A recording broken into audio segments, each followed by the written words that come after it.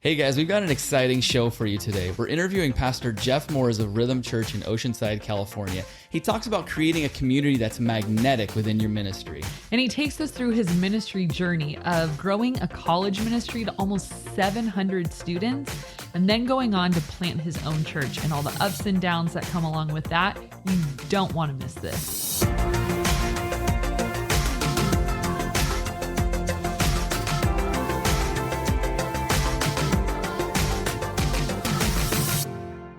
Hello, everyone, and welcome to the Ministry Coach Podcast. My name is Jeff Lascola. I'm here with the irreplaceable Kristen Lascola. Thanks. You remember that when I die. Yikes. Well, this took a drastic turn. I'm just kidding. You have my blessing to remarry. Okay, we're just unpacking a lot right here in the first few seconds. Anyways, we have an exciting show today. We have a good friend, Pastor Jeff Moores from Rhythm Church in Oceanside. Yeah, so I met Jeff when we worked together at North Coast Church. He worked there for 8 years. Before that, he was doing something in Seattle. I don't know, maybe he can tell us. Living, breathing. Skateboarding, I don't know, tagging stuff. But yeah, so I met him at North Coast, and he ran our young adult ministry called The Jordan for about 8.5 years, and it just blew up. And we'll talk to him a little bit about that. But and now he is a church planter, which is pretty incredible. So he started a church in South Oceanside called Rhythm Church. To be honest, I'm so excited to get to the interview because when I found out Jeff was leaving North Coast to start this huge project, I was like shocked. Like, you're so successful at, what you're doing, and you've been here for 8 years, everything's smooth sailing. Like, why in the world would you climb this like incredibly steep hill? Yeah. I was just like, why?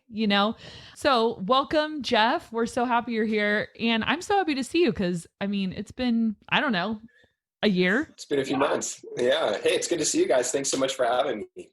Stoked to be a part of this. Okay. So, I mentioned in your intro a little bit, just like how you took this young adult ministry at North Coast Church and it just kind of became larger than life. It attracted young adults from all over North County, San Diego. I think you grew it to, wasn't it like hitting the consistent like mid 300s on a Thursday? On a Thursday, we were in the 500s to over 600. Holy cow. You were a mega church. You are. For young adults, that's a large amount of young adults for sure. Yeah. So that's a large church just in general for any age. And it was like interesting to watch you kind of take over the Jordan and that like secret sauce of what you are so good at and you've made yourself a student of is just this like cultural guru, like the Jordan became this entity. It became iconic, I guess, in our neck of the woods, if you're like out of state listening, you're like, what are you talking about? But like where we were in North County, San Diego, it was iconic. It was the biggest young adult ministry around. All the students at the local colleges, and the high schoolers were clawing their way to get in there as well. And so talk to us a little bit about like when you set out to knowing I've got to set a culture, I've got to make a branding, I've got to make this something that has its own identity. Like, what are those things that are running through your mind when you first started? Well, I think for me that it goes back, it's kind of just who I am in general. From the time I was young, I was always like honed in on, like I grew up skateboarding and snowboarding. I moved up from San Diego to the Pacific Northwest when I was like 10. And so I really like globbed onto those cultures, and those cultures are very trend setting. And there's a real tight knit community and culture that's involved with all of those. And so I just for some reason, I just dove into those, and I didn't just dive in to be a part of it, but I dove in and I understood everything about it. In high school, I was a major partier. I don't know if anyone out there can relate with going through those rough high school years, but in high school, I was a major partier, but I just wasn't a partier. Like, I would be the guy at the party that understood everything that was happening at the party. This guy's going to fight this guy, these two are going to hook up. Like I could always understand all that stuff. And when I got saved at 18 and then entered ministry when I was 22, which, side note, I never wanted to be a pastor ever, was not in my, at all. I wanted to be a high school history teacher, have summers off and surf and just be cool. But I got called to ministry, and then from there, it kind of like everything began to click. Like all of those things from when I was younger, I just started to see like, no, I can create these environments. I can make these things happen. So we started a youth ministry at this church I was at up in Washington. We started with like 7 young people, ended up growing to about 300 on a weekly basis. And it was a culture in itself. It kind of began to rule the city. And it's because you start to create a community where people, they want to be a part of it. They want to, you create something that becomes so electric and so attractive, but also authentic at the same time, especially for today. You need that, that people, they gather to it. So when I was, after interviewing for about 4 months at North Coast Church. Probably very accurate. I don't know if that's an exaggeration. I think that's very. Oh, you got in pretty quick then. From January to about March, into March, but it was a long. I always joke that I've worked there for like, I don't know, 16 years or something. If I had to interview now for my job, I don't think I would get hired. It was brutal. It is brutal. It's gotten worse. It was at one point within the interview process, I'm like, do I even want to work here? I know. I got in when the bar was low, when they were like desperate for people. Kristen, you're a rock star. You are a total rock star. They couldn't get you now. That's right. I hope you're listening, Chris Brown. But yeah, no, but when I finally got down to North Coast, because again, I felt like the Lord was calling my family down to North County, San Diego. So that was it wasn't just a job opportunity for us, it was the calling of God. And so we'd left that youth ministry that we had started and grown. We started another ministry called Think International, very similar to kind of what you guys are doing here, a lot of interviewing of leaders. And at one point we were like the #1 Christian leadership content channel on YouTube. Not any longer. We've since anyways, but that's a whole other story. But within getting to the Jordan, I stepped in, and it was I think like real numbers were probably about 80 people a week, and I just kind of went in and I observed. Like that's kind of the first part. I'm just a real curious person. Like if anyone's out there taking notes, if you can be curious, it's one of the greatest leadership. What's the leadership qualities that you can have is to be curious. So I went in, I just was curious. I was curious about the culture of the church that I was a part of, North Coast. I was curious about the culture of the Jordan, which I was now leading. And I was curious of the culture of North County, San Diego, in which we were in which we were doing ministry. And I just started to see different things that I could tweak and I could twist to make more of those cultures begin to line up with each other. And understanding kind of I'd worked with that generation. At that point, it was millennials, because this was like 8 years ago. I'd worked with them my entire time in ministry, so I knew them really, really well. I'm a Gen Xer, but I'm like on that border of Gen X or millennials, so I can identify with both really well. And I started to see, okay, what can we do here to create within this group a feeling, a vibe, a community? What shared experiences can we start to create? And what can we do? Can just move the needle little by little by little, because anytime you come in and you take over a ministry, what people do a lot of times, they come in and just start wrecking everything. They start changing it all, and they make it what they want. They change the name, they do all this stuff. And that wins you nobody. And nobody trusts you, because you come and you change everything. Unless you're like a unicorn of a leader, it very rarely works. So I just came in and said, okay, what are the things that everyone kind of agrees are somewhat broken that I can start to fix? So I started, slowly but surely, changed our changed our logo, like changed some of our branding, made it a little bit cooler. I started to identify people within the ministry that were leaders, and that were kind of like, not just leaders, but like influencers, people that gathered others, people that if I knew they were on like, our team's side, would begin to influence other people. And then I also kind of like began to reach out a little bit too. And what's the whole vibe and the feel outside of the young adult ministry? Like, who used to come, who doesn't come anymore? Why don't they come? I started to meet with those people. And it's kind of that whole thing of, hey, here's a little bit of vision. Hey, here's what I think this ministry can be. Like, I really think that the Jordan can be the place where young adults from all over Southern California can go and find a place to belong, and find a place to, meet with Jesus and meet each other. And people started to buy into it slowly but surely. And from there, it just kind of started to snowball. Then I like to say this, I say, little wins give you big trust.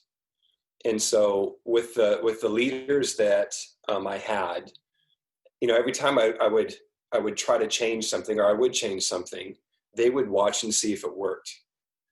And it would work. And it was little. It wasn't like these massive things, but it was little, and little by little they go, oh, so every time Jeff wanted now to change something, every time Jeff wanted to implement something, they're like, well, it worked last time, it might work this time. And so all of a sudden now you gain a team of people around you that are stoked on you, that are stoked on your vision, that believe in the direction of the ministry. And it goes from a few people to more people to more people. And then all of a sudden you've got like for lack of a better word, like a little army around you that are like stoked on where the ministry is going and what's happening. And a lot of that is, you got to create good branding. You got to create good community. You create good community by creating shared experiences. I feel like I'm talking an awful lot. I'll stop. I don't know. No, I'm writing notes as you're talking. And, what I'm like feeling is like some of this is natural gifting on your part. You know what I mean? Like you describing your like spidey senses at those parties and just kind of being able to read the room. Like you just sound like you have like high emotional intelligence, and it sounds like those giftings are what helped you figure out people, figure out what they need, figure out where you need to go. And so, you and where your success comes from, it sounds like a lot of it is, that natural ability to just read into a situation. And it kind of like brings the question to my mind, like, what if you just are not highly emotionally intelligent and you can't read culture? Like, do you think that there is a learning curve with reading culture? Or do you think that's like, hey, you have it or you don't, you can read people or you can't, you can see vision before it happened, Yeah. That's a great question, because I think ministry and churches are full of people that have no EQ. Just to be blatantly honest, I'm sorry if I've hurt anybody's feelings. Don't worry, they don't know if that's them. They have no idea you're talking. It's them. They're like, yeah, exactly. The church is full of those guys. Oh man, those guys are horrible. Those over there. those guys. I think. Oh gosh, forgive me, Lord. A lot of it is just not. I remember actually in the interview process with North Coast, them saying, "Well, break down how you do what you do." And at one point, going like, "I don't know, it's just who I am." Like right. It kind of is just who I am. I think over the years I've learned to explain it a little bit more. And there's different. Like I'm a big fan now of like personality tests and gifting tests, because it helps you figure out, oh, that's why I am the way I am. Like naturally, I'm somebody who's never satisfied, which is a plus and a minus, by the way. I'm somebody who's always thinking, 3-4 steps ahead. And I'm somebody who is going to try to see the potential in everybody around me and bring that out of them. Like that's just that's kind of who I am. And so I think you can build any ministry, you just have to build it on your strengths. And those were my particular strengths. And so for me, like, again, I was always thinking, okay, like we're 80, what does it look like to be 120? Okay, now we're at 120. Before we even get there, I'm like, what does it look to be like 250 right now? Like, what can we do to get to 250? Our room right now is limiting to us. We have to figure out how to get into a bigger room. That room is way too big. How can we shrink that room to make it feel like it's big enough? You know, like we're talking about like Video Cafe to the edge, to make it feel like it's big enough to where then people are going to like have an energy and a vibe in there, right? So there's that maximizer, futuristic person in me that, that again, and part of it's like, it's then the never satisfied. Like Right.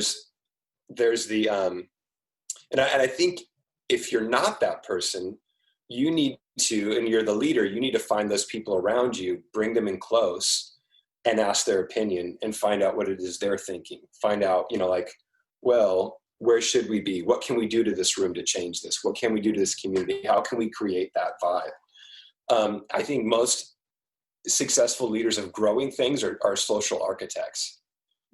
They can figure out how to create a community that is attractive and growing, because you can create a community that's not attractive. Sure. There's churches and ministries everywhere that are like that. They're very closed off. They feel like, you know, that it's us four, no more. They really love each other and that's it. But how do you do that to where you can create where they love each other and everybody else, and everyone else wants to be a part of it? Okay, so then as you're talking now, I'm thinking through like, okay, so you get that. I'm writing down some buzzwords like that. You be curious on a macro and a micro level, little wins equal big trust, social architect. Like those are the things that are like sticking out at me. And again, they're coming very naturally to you, but you did not grow the Jordan to 600 by yourself. Obviously you had a team around you. So then what was the challenge of like, this comes very naturally to Jeff. This is who Jeff is. This is how Jeff thinks. Jeff can read the room, read people, see where we need to go next. And then I mean, you touched on a little bit with those big little wins, big trusts kind of thing, but how hard, like, where did you put the majority of your energy? Like when you built that team around you of staff members and the J turns, and all these people that helped, you know, forge you guys to those numbers and to that level of success, like what was like the like proportionate energy, like pouring into students, pouring into influencers, pouring into staff, pouring into, you know, who rode that wave with you? Right, exactly. Well, so I think it's super, I mean, you have to build your team. And you don't build a team by gathering people necessarily. You build a team by building people. And so I started to, I was again curious on my team. What are you into? What are your likes? And I had to right off the bat find people that were administrative, because I suck at it. I can do it. I'm horrible, but I can do it. So I started to like recognize, oh, you know, Kaylee Baker at the time, she's administrative. You know, she's like, she kind of gets this whole like structure thing. And okay, well, let me talk with her a little bit. And James, he's, you know, he dresses kind of cool. He's got good taste in music, you know, like he's kind of like artistic a little bit. I bet you that guy could design some stuff. And so I just start to like, I'm curious and I'm interested in people. And so I started to talk to them and I find out what they're into and I find out what they're like. And then you talk to an Andrew Pulfer and you go, wow, you're like, man, you're creating your own music. What kind of music are you creating? Why is it that you're playing this music then at the Jordan when you have so much broader of a, you know, of a repertoire? I don't know. You know what I mean? Like, you know, you can play, I don't even know what that word is, but you can play like so much better and you got so much more passion in these areas. And so part of it was, you know, recognizing gifting and then, you know, casting vision with that gifting. Some of it was just releasing them to like operate in their gifting. Like so many people have incredible leaders around them or incredibly gifted people around them, but those people just need to be released to do it.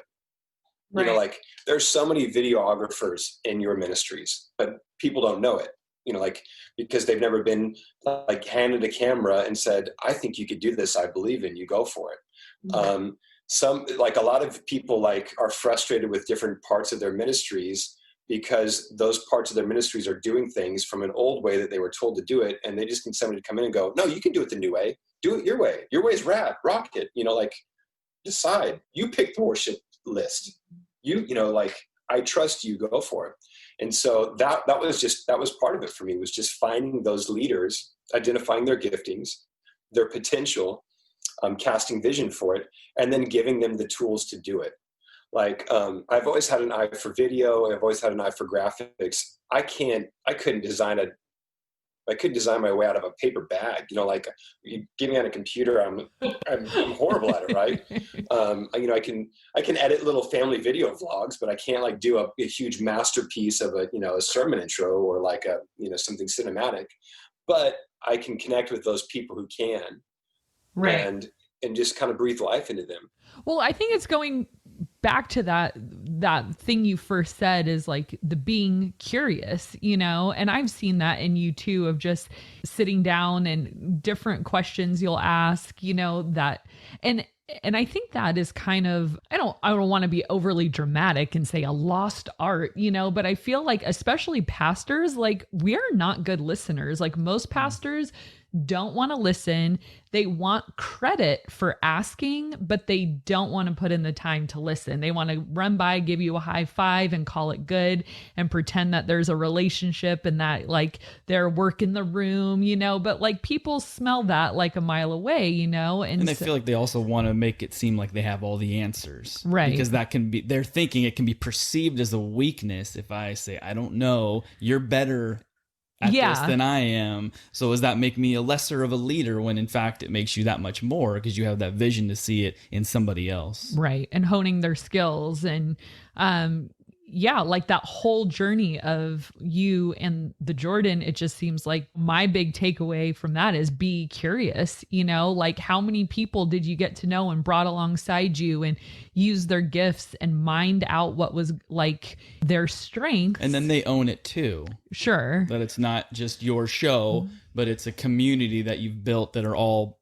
rowing the same direction. When you invest in people, again, like what you're saying about pastors, it's so true. We're so used to like telling people like, well, this is the answer. Or they start to talk, we're like, let me stop you right there. I'll tell you what you're saying. Like it's horrible. But when you take people and you invest in them, it actually creates a loyalty almost to you and to your ministry because of what you've helped them to accomplish. And you never want to do this because you want to use people, but like it has to be a purity of heart. With Andrew Pulfer, like I just wanted him to be better. Like he was great, but I wanted him to be even, like I saw that he could be even greater as a worship leader and as a musician. And I just was like, I just came in and said, man, I believe in you. You're phenomenal. Like just you keep rocking. Hey, try this song. I think this song, try that. And then, man, it blows up from there. When people are invested in, they and you don't invest in them to get that loyalty, but then you get it. Like you get those relationships, you get that. Anybody that helps build you up, you're gonna love, unless you're a sociopath. And then you're weird anyways. But like, does that make sense? I think for sure. Like how many people, Kristen, are so like they love you because like a Gordy or these people, because you came in, you saw potential in them, you raised them up, and then like you didn't hold on to them, but like you would let them go. Like, but it's probably hard for them to go because they love being in your ministry. They loved hanging out with you. They loved learning from you. They loved like celebrating wins with you. Like that's just a phenomenal thing. I think you're gonna get maybe that's incredible though. And side note for you, again, this is, I don't know if this is controversial or not, but as a female leader in leadership, to be able to do that, and you're raising up young men, like you're top notch, rock star. Like that's phenomenal. You got to write a book or something like that. So cool. Stay tuned. Yeah. Actually we just released an episode kind of on that thing of like, are you building up women in your ministry, or are you hiring them? And that's it. So yeah, we got into that. That's a fun one to talk about. Yeah. Have you read the book? Have you listened to or read Katie Cole? Yeah. I have her book on my, in my room right now. Yeah. I got to hang out with her at a conference recently. She's brilliant. She's like, really? next level. She's phenomenal. Oh yeah. Yeah, I'm a big fan. Linda Bishop, Larry Osborne's sister, passed that one on to me. And yeah, I'm eating that up. But because that's right up my alley. I love that kind of stuff. I want to spend a little bit of time because you did not stay at the Jordan, this young adult ministry that became larger than life, that you had poured your heart and soul into. And I remember being on staff with you and hearing the news, like Jeff is leaving North Coast and starting a church. And it was so exciting. Like, oh my gosh, like this is amazing. And I can totally, knowing you, I can totally see how, like, of course, Jeff could do that. But then this other part of me was like, man, like, what did it take? Like, you had it made. North Coast, it became, I'm sure, because of all your hard work, somewhat cush at a certain point because you had an incredible team. You had grown it huge. It was running like clockwork. Everything you touched turned to gold. Everyone was like, Jeff, Jeff, Jeff, Jeff, and then to go and follow this like calling to where you would be starting a church from the ground up. I just am so curious, like the inner workings of that. Like, how did comfortability not win out for you? Or was it like, I didn't see that as comfortable because how you describe yourself, like never satisfied, going, vision, next, what's big, what is God doing? So I would just love to hear kind of the internal factors that led to that. Like, was it the voice of God or was it just this huge dream? And you're like, I want to see if I could do it. Like, yeah, totally.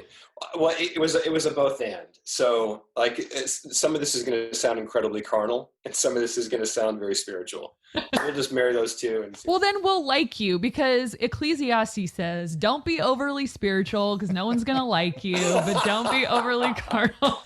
So you'll be a good blend. Right. There we go. So part of it was I felt for a long time like calling as to be a lead pastor and even possibly to plant a church. And so years ago, even a decade ago, before we took the job at North Coast, we flew down here and drove around and said, should we plant a church? And we just didn't feel a release at that time. And then coming down and then seeing the Jordan grow, 80 to 120 to 250 to 500, and then, getting even close to 700 some weeks. Like it was great, but I knew that that was limited.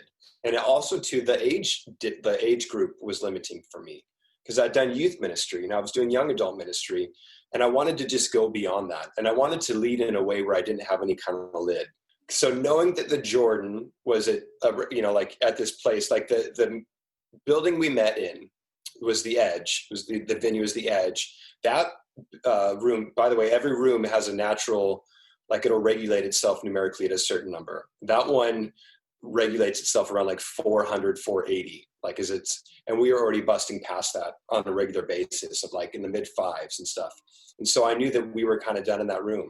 Also, side note, knowing my age at that time, late 30s, like I knew that I have another really good burst of ministry that I want to build something for. So if I was going to go to another campus or do another venue or another service, and also too knowing that budget-wise we're limited. So there's sort of be all these limiting factors within that.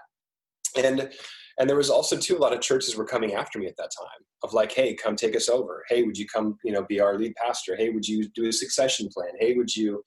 And I would talk with some of those, and I was really open with, our leadership, Chris Brown and those people about all those things, but it just got my mind and my spirit thinking more on that lead pastor type thing. But anytime I thought about leaving North County, San Diego, my heart hurt. I just couldn't do it. I mean, I had some like real rad areas or some real rad churches with some incredible offers, and I just couldn't leave North County, San Diego. So I went to Chris Brown. I said, hey man, I think I'm going to stay here and I think I want to plant a church. And to his credit, he's like, cool. All right, well, let's try to elongate this as long as possible. Let's try to keep you on staff here at North Coast for as long as we can. And so my wife and I just began to talk about it. And she was like, no, I don't want to plant a church. I was like, well, we got to do something, babe, because. Do you want to stay in San Diego or do you want to plant a church? Because. I don't know if anyone's ever experienced those rifts in marriages, but I was like, well, so, you know, we came to kind of like this head of what we went through. Like in hindsight, it was like the timing was of everything, because I wanted to do it way before she did. But our son ended up getting like a little bit of some health issues. He's since moved past a lot of those.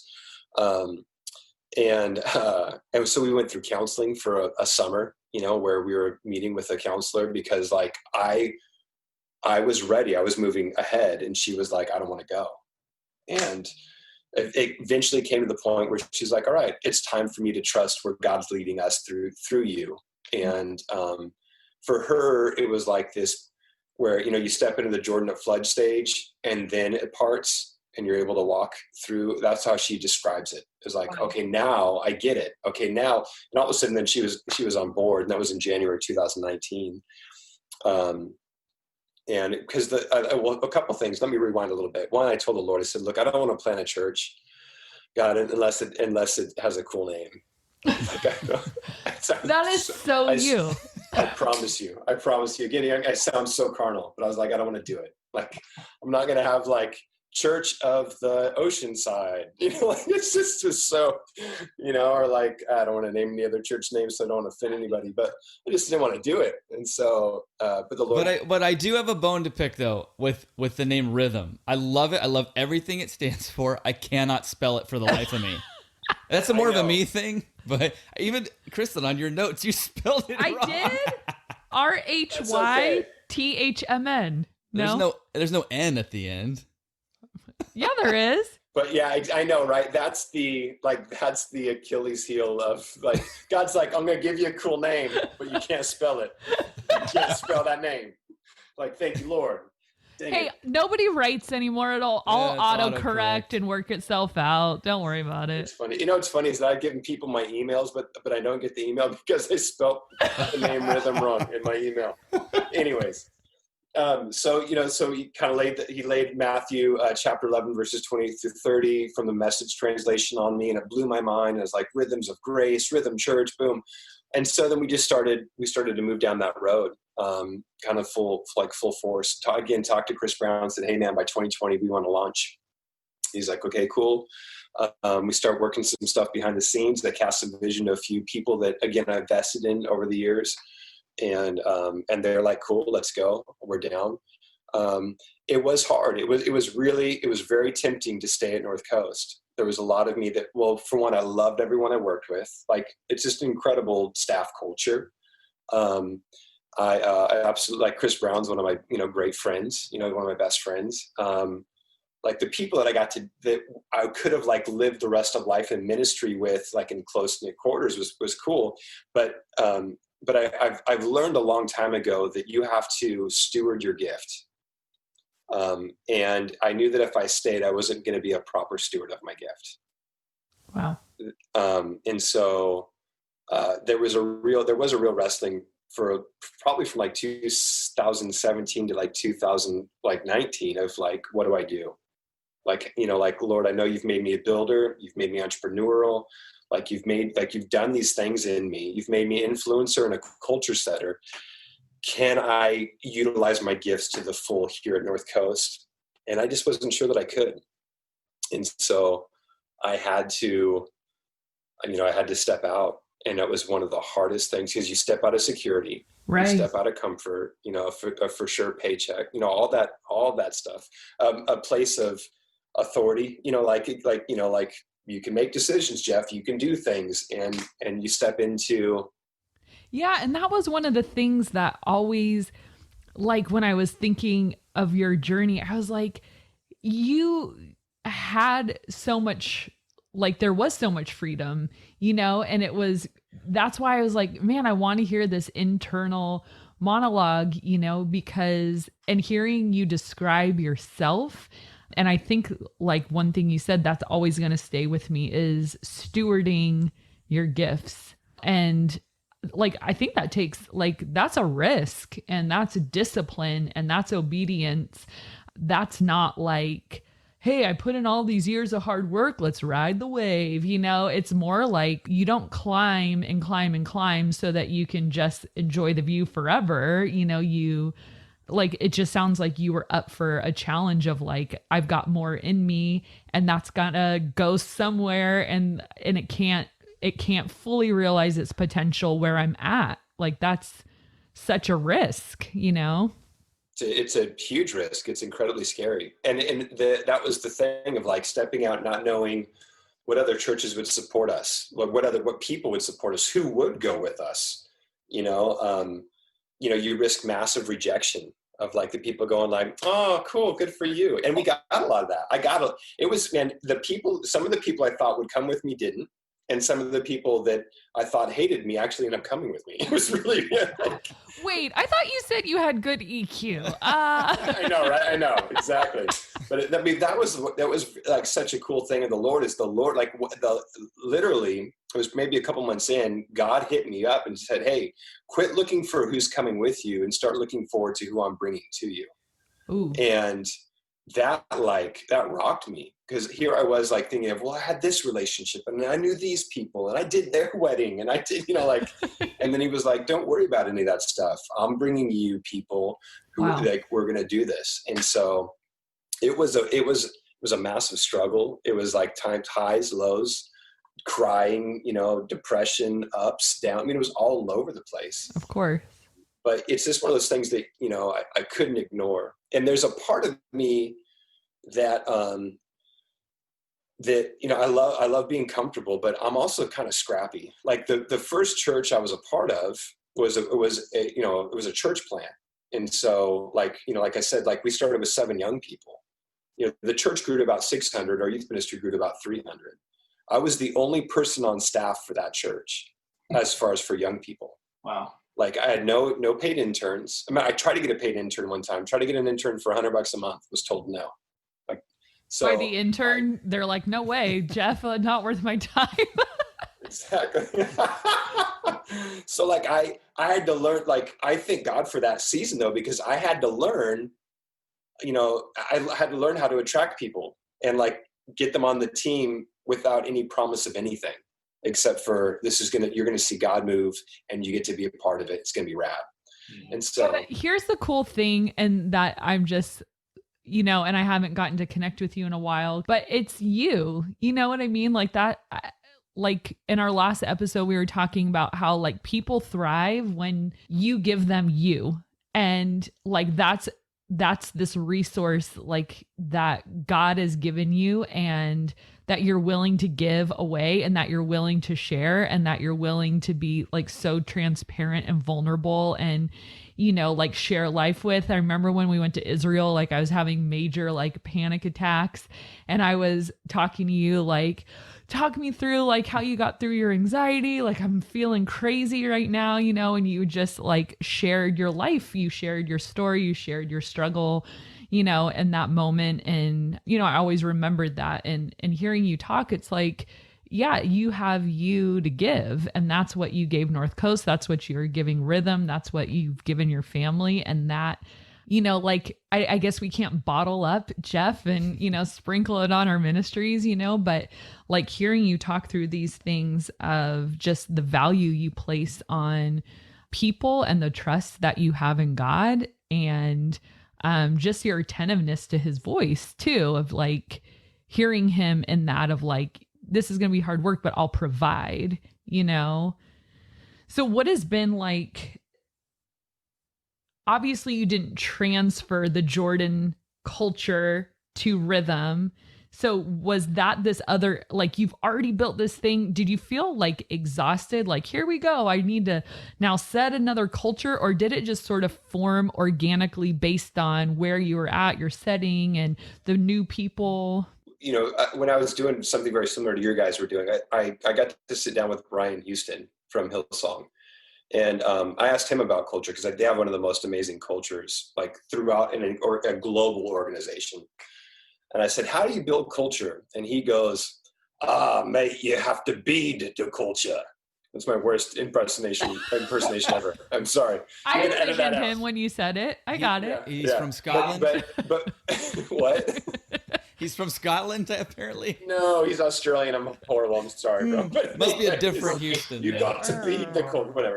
So, but what that just is that like you are the culture, and you're going to set the culture in your ministry. And I think it just, again, naturally flows out of you. If I could like shout from the rooftops everywhere to leaders all over the place, if they're true leaders, not leaders by title, but like leaders like by gifting, I would just say, be yourself, you be you, and give other people permission to be themselves. Because just by simply being who you are, you'll create things around you.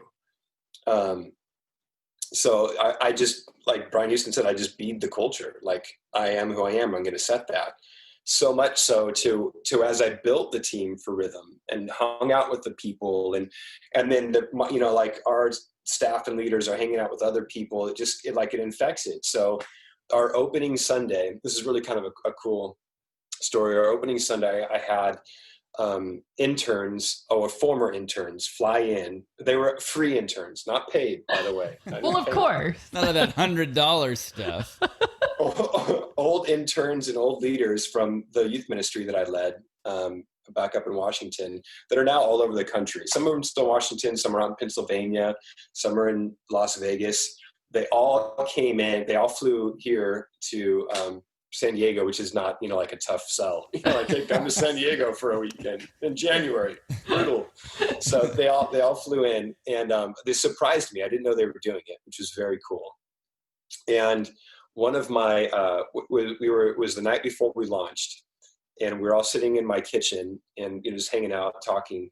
And Spencer, who had led worship for me for years, he asked me this question. He goes, I noticed today as we're there setting up and doing all the different stuff, he goes, it's the same culture here that it was up there. Wow. He goes, how do you do that? And I was like, I don't know. It's just kind of it flows out of who you are. Right. Curious, and you champion people, and you love people, and you have vision, and it ends up creating a very similar culture. So it's not the same culture of the Jordan, but it is very similar. I mean, we've had people visit that used to go to the Jordan years ago before everything got shut down, and they came on a Sunday, and they're like, man, it just feels so similar to the way the Jordan used to feel. Wow. Because it's you. Yeah. I mean, it is you, and it flows from you. I mean, it's like beautifully frustrating, sort of, to hear you say that, because like, okay, so you have the Midas touch, and then there's like people who, like, bless their heart. Like, I've seen people try so hard, and it like just doesn't happen for them. Like, they just can't get a following. They can't create influence. There's just something that's just not quite there. And then it's like, are leaders born or made? Or, I mean, like, it's just such a frustrating. I think it's honestly, I think it's a both and, really. Cause like, when you think about, like, with your kids, like, there's nature and there's nurture. Like, there's certain things that just, I think with leadership, there's nature and there's nurture. And some people, like, Larry Osborne's brilliant because he's the most honest man on the face of the planet. He's like, some people just aren't leaders. Like, we've put out there, like, everyone's a leader. No, not really, Right. And in ministry, there's number ones and there's number twos. And a lot of people are number twos, try to be number ones, and it just doesn't work. Yeah, I was listening to a podcast the other day, and they were saying their most frustrating line at those graduation ceremonies is when, like, the person will, like, get up there and say, like, now go out and be leaders. And they're like, no, like, don't, like, not everyone's supposed to be a leader. Like, it's just, how could everyone be one? Like, that doesn't even make no followers. Yeah. Like, it doesn't make sense. Jeff, this stuff, like, I literally have been writing notes as you've been talking, and not notes so that I can keep up with the conversation, notes to, like, transfer to my ministry journal later, because I feel like there's just these sound bites that are huge. And, a lot of times when you and I, like, we didn't get a whole lot of one-on-one time.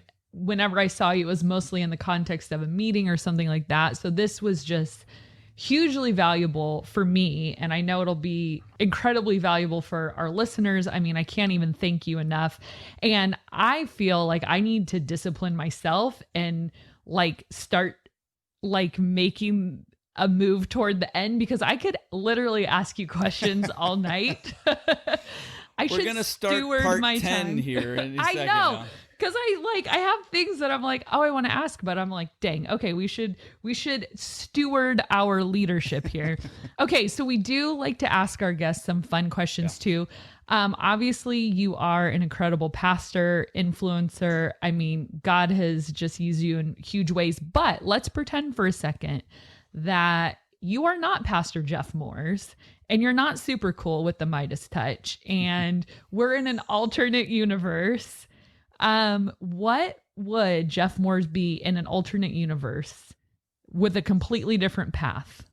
Well, there's like the ultimate Jeff Moores would be a professional surfer, traveling the world, getting paid to surf some of the best waves on planet Earth. So that would be like my number one, assuming that I could like pick any path. Yeah. So professional surfer, that would be it. Sponsored, making lots and lots of money and traveling the world. If that didn't work out, this might even sound really depressing. I'm sorry, but I would like maybe a Jeff Moores that like wasn't so driven and was more satisfied with just chilling. I think a Jeff Moores that like worked a regular like 9-to-5 job and just hung out. I would be okay with that. Yeah, like you probably wonder. I was talking to one of my leaders the other day. You know Johnny Maldonado? Yeah. Oh yeah. Yeah. So I was like freaking out about something. He's like, Kristen, just chill. He's like, I don't even worry about it. I'm not even gonna write my paper. I'm not even gonna do it. I don't even care. I'm like, I want to be you just for like 24 hours so that I can like turn this brain off, because I'm not probably as driven as you. I'm a 3. And so I'm like, want to achieve 2. And I'm like, I want to be like Johnny Maldonado for a day. Like, whatever. I don't even care. So jealous of those people. Right? Just relax. Well, Jeff, thank you so much for being with us. Where can people connect with you on Instagram, website, things like that? What's the best way to get a hold of you? Sure. So Instagram, it's just at Jeff Moores. That's basically everything, my Twitter, all that different stuff, although I'm not on Twitter much anymore, but at Jeff Moores. Our church website is myrhythmchurch.com. That's MYRHYTHM church.com. And I have my own website, jeffmoores.com. I don't even know what it looks like anymore, so It's out there floating somewhere, but yeah, those are on TikTok. I'm at Jeff Moores, Hey. Watch my TikTok. And what about Rhythm Church's Instagram? Oh, so Rhythm Church's Instagram is at Rhythm Church, but it's CHRCH. There's no U in it because They're really messing with me in spelling here on that one. I know. Wait, why did you have to get rid of the U? I don't get it. Was it too long? We tried to get it, but somebody else had it. So we were just like, okay, Rhythm Church without the U. I don't know. It's cool. It looks cool. Works. People like it. Yeah. And then you can be corny and be like, you know what's missing? You. Oh, you got dad jokes too. Yeah. Dad jokes for days. That's right. Come on. Well, I'm going to encourage everyone out of all those media outlets to definitely check out your TikTok, because that's the newest thing on your repertoire lately. My daughter Isla, we're rocking it. We're doing it for sure. Hey, I want to thank you guys. You guys are phenomenal. Thank you so much for having me, and thank you for like putting together something for other pastors and leaders and stuff to come and learn from, because it's so necessary. Like I know, like we read books and blah, blah, blah, but it's stuff like this that really sparks a lot for people's leadership and takes them to new levels. And I totally believe in what you guys are doing, and you have so much to offer. And you guys are like a dynamic duo, Jeff, with all of your gifts and video and all that stuff, and Kristen, all of your ministry knowledge and raising up leaders. Man, you guys are going to blow this out the water. I'm excited. Thank you so much. Thanks, Jeff. You're the best. I think we definitely need to have Jeff back again several times. Well, yeah, I have like 8 questions here I didn't even get to. So Thanks again, Jeff. Take care. You bet. Later, guys. bye. Thanks for checking out this episode. We hope that it provided a ton of insight for you to create health in yourself, your ministry, and your church. And if you haven't already done so, please subscribe to the Ministry Coach podcast wherever you're watching or listening. And it would mean so much to us if you would rate and review this show on Apple Podcasts. And we'd also encourage you to share it with a friend so that it can go to help more people. Thanks for watching, and we'll see you next time.